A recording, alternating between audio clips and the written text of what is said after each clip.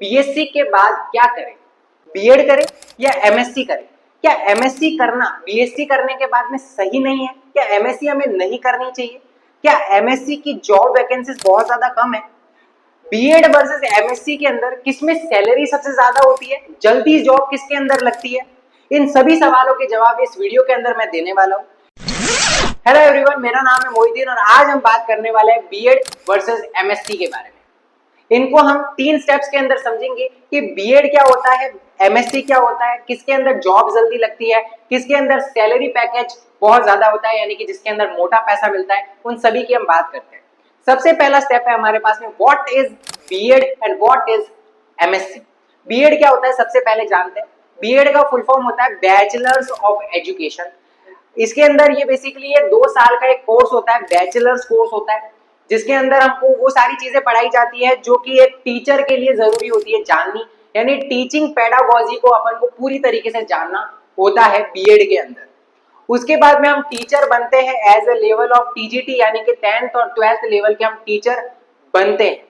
उसके बाद में अगर हम एमएससी की बात करें कि बीएससी के बाद में अगर कोई बंदा एमएससी करता है तो वो क्या होता है एमएससी के अंदर, यानी एक मास्टर्स डिग्री, एक पोस्ट ग्रेजुएशन की डिग्री होती है which is master degree. MA, कुछ लोग एमए करते हैं, जैसे कि एमए क्या होता है, मास्टर ऑफ आर्ट्स। उसी तरीके से एमएससी क्या होता है, मास्टर्स ऑफ साइंस, यानी कि जो साइंस सब्जेक्ट के अंदर करता है मास्टर तो वो मास्टर ऑफ साइंस हो जाएगा। आर्ट्स के अंदर करता है तो मास्टर ऑफ आर्ट्स हो जाएगा। इसी तरीके से जो एमएससी होती है वो भी 2 साल का एक डिग्री कोर्स होता है, पोस्ट ग्रेजुएशन कोर्स होता है। और इसके अंदर हम बात करें तो बेसिकली एमएससी के अंदर जो एडमिशन होता है ना, वो 3 वेज से मिल सकता है अपन को कॉलेजेस के अंदर। अब वो 3 वेज कौन से, उसके बारे में मैं थोड़ा सा ब्रीफ में आपको बता देता हूँ। सबसे पहला तो अपन क्या कर सकते हैं कि अगर हम बीएससी के साथ साथ एक एग्जाम होता है जिसका नाम है आईआईटी जैम एग्जाम। अगर हम आईआईटी जैम एग्जाम क्लियर करते हैं तो हम आईआईटीज और एनआईटीज के थ्रू एमएससी कर सकते हैं। दूसरा हमारे पास में ऑप्शन होता है कि हम सेंट्रल यूनिवर्सिटी से एमएससी कर सकते हैं। एक एग्जाम होता है जिसका नाम है सीयूईटी पीजी नाम से। सीयूईटी पीजी के स्कोर कार्ड के बेसिस पर हम सेंट्रल यूनिवर्सिटी जैसे डीयू और बीएचयू जैसे टॉप मोस्ट सेंट्रल यूनिवर्सिटी से हम क्या कर सकते हैं, एमएससी कर सकते हैं। या फिर तीसरा ऑप्शन भी हमारे पास में एमएससी करने का होता है, वो होता है हमारे पास में कि हमारा जो बीएससी का स्कोर कार्ड है उसके बेसिस पे हमारे जो आसपास के जो कॉलेज है वहां पे अपन को मेरिट के हिसाब से एडमिशन मिल सकता है। इसके हिसाब से एडमिशन मिल सकता है, मेरिट के हिसाब से एडमिशन मिल सकता है और फर्दर आप एमएससी के बाद में अपनी स्टडीज कर सकते हो। तो ये बेसिकली अपन को पहले तो डिटेल में पता चला कि एमएससी होती क्या है, बीएड क्या होती है। पता चल गया कि बीएड भी और एमएससी दोनों 2 साल का कोर्स है, दोनों ही 2 साल का कोर्स है। और बीएड के अंदर बेसिकली टीचर बना जाता है, तो एमएससी के अंदर क्या बना जाता है, एमएससी के अंदर जो है रिसर्च के अंदर जा सकते हैं या फिर आप कॉलेज के अंदर पढ़ा सकते हैं, यानी कि आप असिस्टेंट प्रोफेसर बन सकते हैं और फर्दर अपनी पीएचडी को कर सकते हैं।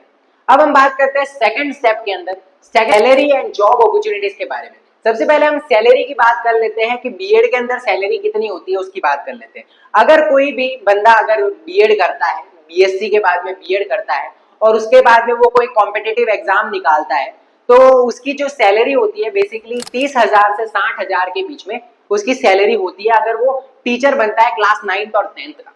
उसके अलावा हम बात करते हैं एमएससी की, कि अगर कोई एमएससी करता है उसके बाद में एक एग्जाम होता है जिसको बोलते हैं सीएसआईआर नेट, उसको क्रैक करता है, उसके बाद में असिस्टेंट प्रोफेसर बनता है या फिर वो रिसर्च के अंदर जाता है, तो उसकी जो सैलरी होती है वो कितनी होती है, उसकी जो सैलरी होती है वो 50,000 से 1 लाख या 1.5 लाख तक उसकी सैलरी होती है।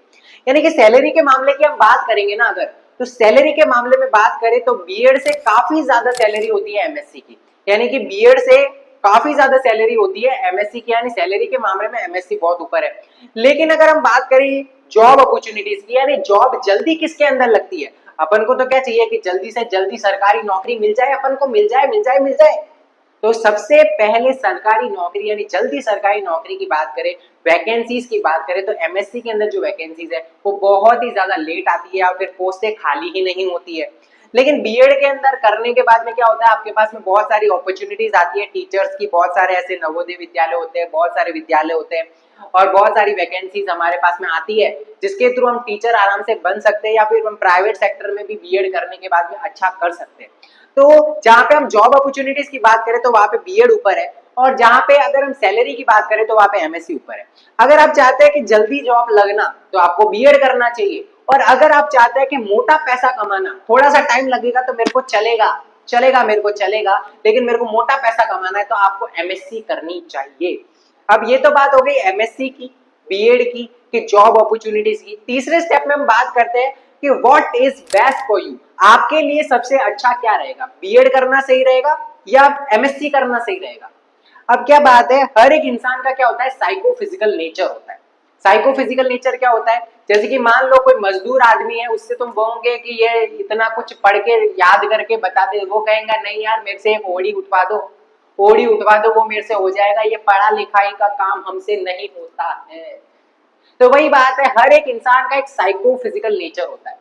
जैसे मान लो एक लड़का है रमेश, एक लड़का है रमेश, उसका बचपन से सपना है कि मेरे को तो यार गवर्नमेंट अध्यापक बनना है, सरकारी स्कूल में अध्यापक बनना है। तो सरकारी स्कूल में अध्यापक बनने के लिए तो बीएड करना पड़ेगा, तो उसके लिए बीएड ऑप्शन सही है। उसका साइको फिजिकल नेचर उसको अलाउ कर रहा है बीएड करने के लिए।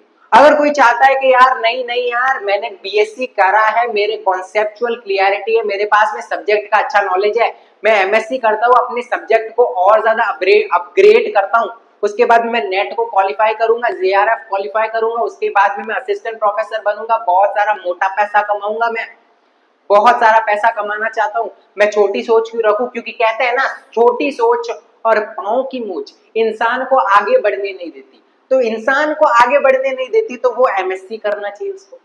जो सोच रहा है कि मेरे को तो यार प्रोफेसर बनना है, बड़ा पैसा कमाना है, बड़ा नाम करना है, कॉलेज में पढ़ाना है, तो उसको एमएससी करना चाहिए। मतलब हर एक इंसान का, मेरे कहने का मतलब यह है कि एक साइको फिजिकल नेचर होता है, उसके अकॉर्डिंग उसको स्ट्रीम सेलेक्ट करनी चाहिए। किसी के भी दबाव में आके कि यार कर ले, बहुत लोग बोल रहे हैं बीएड करने से नौकरी मिलती है, तेरा नेचर होना चाहिए ना भाई। तो खुद जो भी इस वीडियो को देख रहा है वो अपने दिमाग से सोचे कि यार किसी को पूछने की जरूरत नहीं है, किसी को पूछने की जरूरत नहीं है, आपका नेचर आपको क्या अलाउ कर रहा है। पहले जानकारी डिसाइड करो, पूरा एनालाइज करो, एमएससी के अंदर सारी चीजें क्या होती है, क्या क्या होती है, कैसे होती है, बीएड के अंदर कैसे होती है, ये सारी बातें मैंने आपको जो जो मेरे नॉलेज में थी वो मैं सारी आपको बता दी है कि किसकी सैलरी कितनी होती है, जॉब अपॉर्चुनिटीज किसमें ज्यादा होती है, बीएससी के बाद में आपको बीएड करना आपके साइकोफिजिकल नेचर के अकॉर्डिंग सही है तो आपको बिल्कुल करना चाहिए। अगर एमएससी आपके लिए करना सही है, आपकी कॉन्सेप्चुअल क्लियरिटी अच्छी है, आप में दम है कि थोड़ा पेशेंस रख लूंगा लेकिन मैं प्रोफेसर बन के दिखाऊंगा, मैं रिसर्च करके दिखाऊंगा, मैं पीएचडी करके बताऊंगा, तो आपको एमएससी करनी चाहिए। ऐसा बिल्कुल नहीं है कि एमएससी करना गलत है, एमएससी करना भी सही है। ऐसा बिल्कुल नहीं है कि बीएड करना गलत है, बीएड करना भी सही है। आपका साइकोफिजिकल नेचर आपको कहाँ पे अलाउ करता है वो डिसाइड करता है। तो आज की वीडियो में बस इतना ही। वीडियो अगर पसंद आया तो वीडियो को लाइक करें, चैनल को सब्सक्राइब करें और अपना सजेशन जरूर देना कमेंट बॉक्स के अंदर कि बीएड कर रहे हो आप के एमएससी कर रहे हो और आप क्यों कर रहे हो, वो भी कमेंट बॉक्स में बताना। धन्यवाद।